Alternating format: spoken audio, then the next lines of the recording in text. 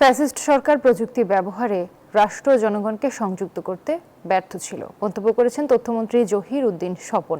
শনিবার রাজধানীর আজিজ সুপার মার্কেটে বাংলা কিউআর এর ক্যাম্পেইনে তিনি এই কথা বলেন। মন্ত্রী জানান, বাংলা কিউআর এর মাধ্যমে দেশব্যাপী কেনা বেচায় ক্যাশলেস লেনদেনের আনুষ্ঠানিক যাত্রা শুরু হয়েছে।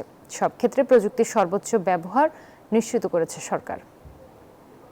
Bashundhara public school and college 2026 শিক্ষাবর্ষে ভর্তি চলছে।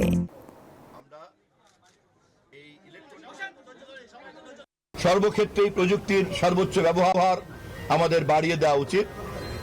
লেনদেনের ক্ষেত্রে বাংলা কিউআর কোড অত্যন্ত আস্থাভাজন একটি মাধ্যম। দেশের সকল মানুষকে একটা নগদ লেনদেনবিহীন প্রযুক্তি নির্ভর বাংলা কিউআর কোডের মাধ্যমে লেনদেনের আহ্বান জানাই।